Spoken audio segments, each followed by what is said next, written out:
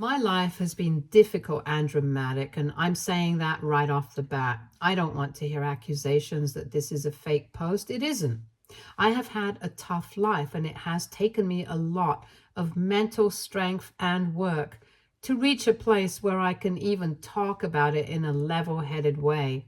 I genuinely hope no kid has to go through what I had to go through. It has screwed me and scarred me, and I can still feel the effects of it so many years later. My 28 male dad passed away when I was 6 years old.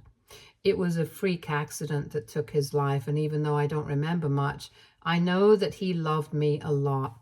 I remember the love, and I still miss him every single day. Unfortunately for me, I have never received that kind of love from my mother, Amber, 53, female. It was clear from the start that she did not like me. I also have an elder brother, Jacob, 32, male, and Jacob was Mom's favorite. I realized it young, but I never knew how deep and wide the divide between us was. I'm estranged from both of them and have been for a very long time now. My dad was the sole breadwinner of the family, and he used to make good money. He came from a family of wealth, and he also worked hard and made money. I know all this because my aunt, Josephine, 56, female, has told me. She has been the one who strove hard to keep my father's memory alive in me, and I will always be grateful to her for that. After my father died, the responsibility of the house came on to Mom. Both my brother and I were young. I was 6 and he was 10. We couldn't really do much except help around the house, and that we did to the best of our abilities. However, it got tough very soon. Within a year, we had to move houses because we were falling behind on rent. I don't know the exact details of Dad's finances during that time, but I remember Mom working very hard and being extremely overworked and snappy all the time. We were always walking on eggshells around her, and neither Jacob nor I liked being at home during that time. We never knew when Mom would do or say what, and we tried our best to steer clear of her. Then came the blow that changed the course of my life forever. When I was 7 years old, around a year after Dad's death, Mom came to me in tears. She said that she was going to send me to live with Aunt Josephine for a while. At first, I thought all of us were going on a vacation, and I got very excited because I loved Aunt Jo. But she said that it was just me who was going to go, and Jacob and Mom wouldn't be accompanying me. I was very excited to get away from the house and away from all the duties that she had me perform. It wasn't a lot as such, but I remember being excited. Little did I know that that would be the last time I would live with my mother and my brother. Aunt Josephine came and took me away. The first week was amazing. Mom called me up every day and we chatted with each other, and Aunt Josephine took me shopping. But I remember that summer break was about to end and Mom hadn't come to take me back. I asked Aunt Jo what was happening and when I would be going back, and she said that it would be a while for now. I said that school was starting, and she said that she would enroll me in a new school here. I got enrolled. I was afraid, but I adjusted gradually. All this while, I felt that this was a temporary arrangement, and within a few weeks, however, I stopped having fun and felt homesick. I was on the verge of tears every day. I missed my brother and my mother, and I used to spend hours crying in my room, not knowing when they would be back. Mom's calls had become sporadic too. The next time she called me, I asked her when she was going to come back and take me, and she said that she would come in 2 weeks. Those were the happiest 2 weeks of my life. I told everyone that I was going to go back home in 2 weeks.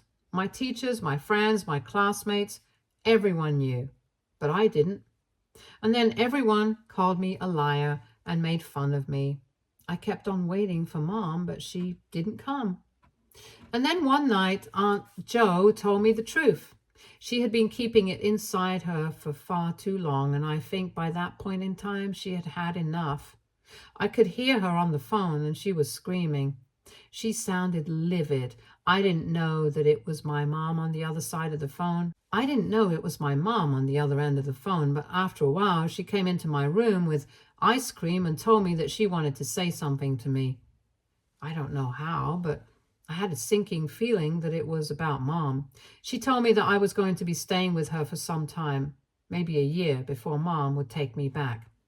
Even at that point in time, I knew that it was a lie. I knew that Mom wasn't coming to take me and that I had been given to Aunt Jo permanently. I asked her if she was saying the truth, and she was honest with me. She said that she was telling me whatever she thought would happen, but that she had no control over whether it actually would or not. I cried a lot that night, and she cried with me. But all in all, it was a good night, and that was the day when I think a part of me finally accepted that this was to be my new life. Aunt Jo and I got very close after that. She helped me a lot and got me into therapy. Mom did call, but it kept on getting very infrequent, and soon enough I had nothing to say to her at all. The calls became shorter and everything began to change gradually. Soon enough I started seeing Aunt Jo as my parent and mother, and her boyfriend Stephen as my dad. Both of them doted on me, and I was the ring bearer when she got married to him. My mom and Jacob did not even turn up, and that, I think, was the cementing factor that completely severed all my ties with them. I was done. This happened when I was around 12, and after that I never picked up any calls. After a couple of tries, the calls stopped coming. I had a new family, a family of my own, and I'm not going to lie. There were days when I felt horrible about my situation, when I felt that there was something inherently wrong with me, which is why my own mother sent me away. But Aunt Jo was always there to be by my side and love me. She tried her absolute best to fill the place that Mom left, and I'm so happy that I got her as a mother. When I was about to go to college, Aunt Jo told me that I was old enough to know what had really happened. She said that she had wanted to tell me years ago, but she felt that I wouldn't have been able to take it. She told me that after Dad had died, Mom had to go through a lot. She had thought that Dad's family would take care of her and us, and they did. They tried, but they couldn't match Mom's expectations. Mom essentially wanted them to take over all financial responsibility, and she would take care of the household. She wanted things to be like they were when Dad was alive, and obviously that wasn't possible. In the initial few months, Aunt Jo said that we used Dad's savings, and Aunt Jo contributed. My grandparents contributed, but Mom was always complaining. It took her some time before she realized that she would have to pick up a job. My grandparents told her that they were willing to babysit us for free when she was at work, but Mom and them did not really get along that much, and Mom didn't want them around us. So all in all, Mom was in a fix. She had the option of taking the help and support that she was being offered, but she was too rigid, which is why that entire offer fell through, and relationships between the family got sour. Soon enough, Mom realized that raising 2 kids and caring for them on her income was not possible, which is why she told Aunt Jo to take me. Initially, it was supposed to be a temporary arrangement, at least that's what Aunt Jo was told, but Mom kept stalling her. She kept on making excuse after excuse as to why she couldn't take me back. Aunt Jo said that she saw through the bluff soon enough and didn't know what to say to me. She told me that there were so many times that she used to beg Mom to talk to me and tell me herself that she wasn't going to come back, but I guess Mom didn't want to be the bad guy and left Aunt Jo to do all the dirty work for her. My grandparents, too, tried to talk to Mom about what she was doing, but she was insistent that she didn't want me back, and Jacob had adjusted well to living alone. My grandparents were furious, and they cut Mom off completely. Mom had not anticipated that, and she had still been receiving money from them, but then that stopped completely. She begged Aunt Jo to intervene, but Aunt Jo refused, which is why they don't see eye to eye anymore. She said that Mom probably always had the intention of not coming back, but she was sure that Mom did what she did because she wanted me to live a better life. But I knew the truth. I had always known it, even as a kid. Mom had loved Jacob more. It was evident. She had been closer to him. He was her favorite child, and I was just there. And because I was just there, she could afford to pack me up and ship me away. One day I was there, and the other day I wasn't, like a piece of old furniture. And that was the truth. It was a hard night for me. I cried a lot. Aunt Jo and Stephen cried with me. I thanked them for raising me, and I remember Aunt Jo looking so angry. She told me that if I ever thanked her for being my parent, she would be devastated. They said that I was their proudest accomplishment, and that little sentence has been ingrained in my soul ever since. I love them so much, and I don't regret now that my mother sent me away. I'm actually glad that she did, because she could never have loved me the way Aunt Jo and Uncle Stephen have. We cannot say the same for my mom. She has had a hard life, and it has gone downhill. I know this because she recently came into contact with me. This was after years of not even acknowledging that she had another child. She called me up and said that she wanted to meet me over something very important. It was important to her because her dear son had scammed her, and now she wanted me to loan her, or rather lend her money, so that she could sort her out. She tried to act like a little victim, hugging me and telling me that she missed me. She tried catching up with me and asking me about my life, and I didn't say much, and she understood that I wasn't in the mood to chit-chat with her at all. That was when she told me everything, and I couldn't help but feel a little smug. She had rejected me to embrace her son, but unfortunately, she had bet on the wrong horse, and now was in a hole so deep that she had no way to claw back out. A few years ago, Jacob had come to her with some friends and said that he wanted to invest in a startup. Mom said that she was technologically inept and had no idea what he said, but she also said that she believed him and in him. However, the issue was that they did not have the money to invest. She had spent her entire life working low-paying jobs, and because she didn't have a college degree, her increment was slow and less. Jacob did have a job, but he was laid off during COVID, which is when he had gotten deep into startups. Mom said that she felt that if this thing worked out for him, he could at least be able to make some passive income. He gave her some figures that she didn't understand and made her sign a huge loan in her name, which he supposedly then invested in the company. Mom said that she used her own savings and salary to pay back the loan initially, and Jacob seemed happy with the development. But a weird change happened. Jacob had stopped even looking for jobs. This alarmed her, and she tried to push him, but he kept on saying that his investments had him covered and he did not have to worry about working anymore. Basically, she believes that there was no investment and Jacob was using the money for God knows what. And now he has blown through the entire money, leaving her to repay the loan. Moreover, he keeps asking her for money as well. She said that she literally does not have even a single spare penny to give him anymore. When Jacob realized that he had sucked her dry, he tried to get in touch with our grandparents. They literally kicked him out and said that they had only one grandson, and that was me, and Jacob was a fool to expect that they would help him out. And that was when I realized what all this was about. She was after my money. Grandpa had just given $1 million in inheritance.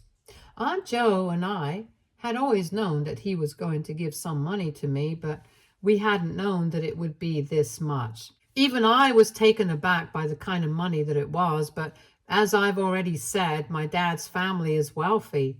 All that money has come to me, and not without conditions. Grandpa had told me that if I worked hard and made a good career and living for myself and grew up to be an honorable man, he would like to help me. That was his help. And I'm sure that he did not extend the same help to Jacob, because from what my mother just told me, Jacob was the exact opposite of the qualities that my grandparents admire. Being out of a job for years and then not looking for one, scamming your own mother who has worked so hard to give you a decent life, and then being a whiny little baby about it, are not exactly qualities to exalt, which is why Jacob got zilch. And this is why my mother was here in front of me years later with a begging bowl in hand. She wanted to save her little prince's life with the money that I had been given. I cut her in between and told her that she was not going to see even a single penny of that money. That shut her up immediately, and she said that that's not what she had come for. I told her I know why she had come. She was after the money, and I was going to give her as many dollars as the number of times she had come to visit me after she had left me at Aunt Joe's for a little vacation. She had tears in her eyes, but I wasn't willing to be gentle with her. I had never been granted that luxury, so why should she get it? She told me that I had the means to help them out, and at the end of the day, we were still family. I told her in no uncertain terms that there was no way in hell that she was my family. She had stopped being family to me the day she abandoned me, and I'm sure Jacob didn't even know what I looked like. It was real convenient of her to think of me as family when it suited her, but she didn't feel the same way when she sent me away, so she only had her perfect son to raise. Well, her perfect son had bit her in the ass, and now the only person she could blame for it was herself. She was crying uncontrollably at that point, and I felt nothing but rage and hate for her. I couldn't stand her, let alone sympathize with her, and I know that I genuinely can help her out, and it won't really make much of a difference to me. I can, but I don't want to, so I won't. To mess with her further, I told her that there was only one condition on which I would be willing to loan Jacob the money. Not just loan, I would repay his entire debt. Her eyes sparkled up real quick, and she wiped her tears and said that she was willing to do whatever it takes, and that she would earn my forgiveness. I knew now that I had her trapped.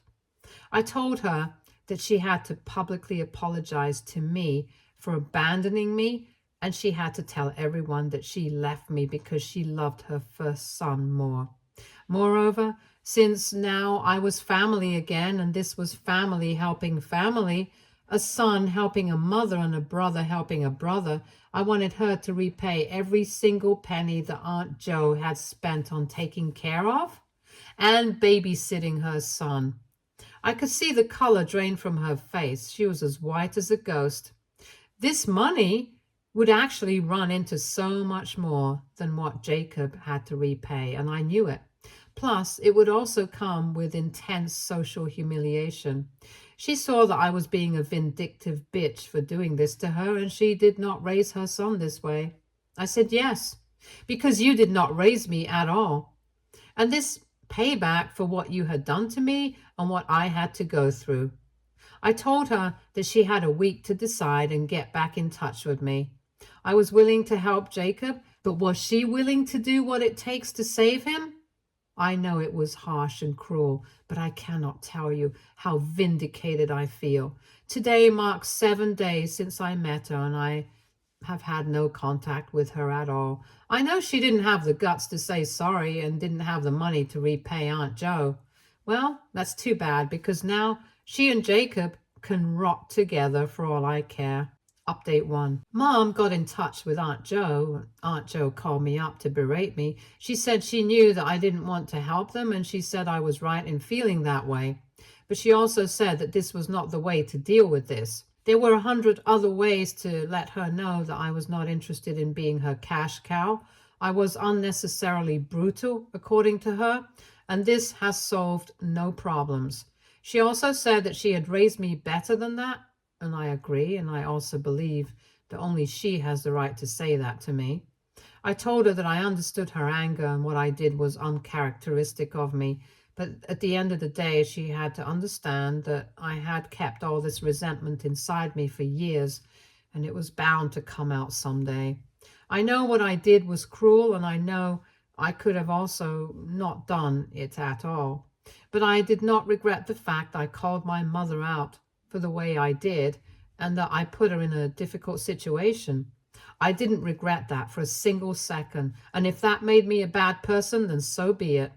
It was a bad conversation, and I think both of us understood where the other was coming from. I think Mom might have told her some bad sob story, and Aunt Jo was just feeling bad for Mom. She shouldn't, but that's the kind of person she is. And that's why she called me up. She also gave me a heads up that I might be getting distress communication from my mother because she was genuinely at her wits' end about all this and didn't know what to do. I told her that if she ever spoke to Mom again, I wanted her to tell her to eat and to never call my number again because there was no way in seven hells that I was going to help her. I know this isn't what Aunt Jo wanted to hear, but this is how I feel, and I can't change that. My mother and my brother are no family of mine. They are dead to me, and nothing that they can do will be able to change this. Update 2. Jacob got arrested for possession and distribution of drugs. I got a call from an unknown number when I was at work, and when I received the call, it was Mom. She was hysterical on the phone, and she said I had to help her out because no one else would. And this was real trouble instead of her just asking me to hand her money and help Jacob repay his loans. I asked her what had happened, and she said that Jacob had been arrested for drugs and she had never known that he was into all this. The cops are going pretty hard on this one because apparently the stuff that he was selling has caused some insane reactions in his customers. In short, he is done for. We can't bail him out, and considering the way the police and the courts deal with drug offenders these days, I don't think he's ever going to see the light of day again. From a practical perspective, fighting for him is pointless. She said that she wants to hire a lawyer to represent him and prove his innocence. He isn't innocent, and she knows that herself. But in the same breath, she told me that she didn't have money and she needed me to help her out.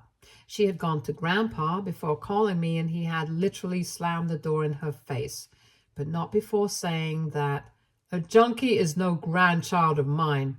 So that's a complete dead end. Aunt Jo isn't going to help her out either. God alone knows why she doesn't ask her own family to help, or maybe she does and they don't help her out. She told me that I was her last resort, or all of her life's sacrifices would have been for nothing.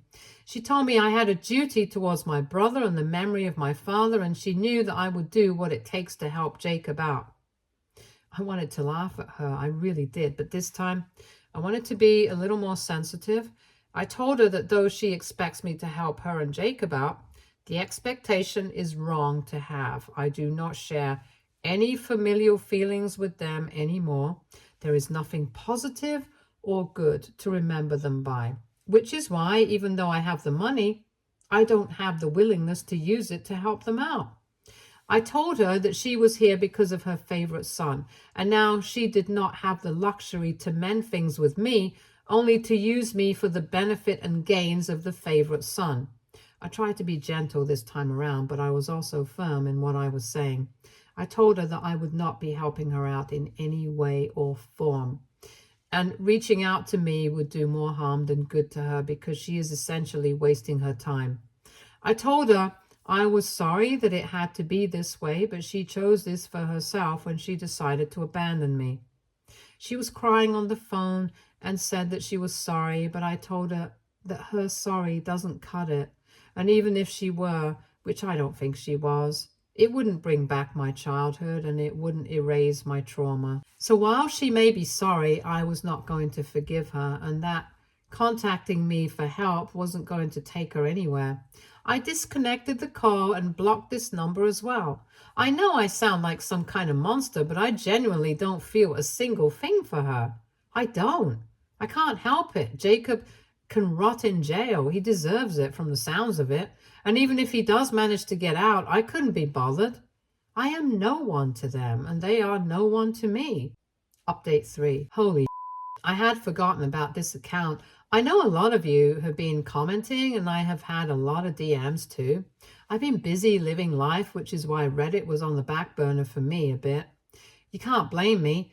If you want to know updates about what happened to Jacob, I'm sorry to disappoint you because I don't have any. After that call with Mom, she completely disappeared off the grid. No one knows where either she or Jacob is. He might be in jail or he might have gotten out, but at this point, no one even cares. On my front, I have just closed the purchase of a great house. I used the inheritance money, some of it. The remaining I have decided to invest in the names of Aunt Jo and Uncle Stephen.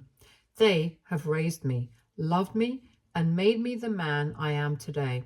And I truly believe that it is my responsibility to take care of them. I'm excited about the new house, even though a lot of work remains to be done on it. I have to sort the interiors out. I have to set up the garden, but it's a good change, and I know I'm going to love setting up my new home. I feel proud of myself and of how far I've come and for how loved I am. I know this wasn't the dramatic ending that you all were looking for, but well, it is what it is, and I'm happy. No more drama from my end, folks. That's it. Stay tuned for more stories from our girl relationships.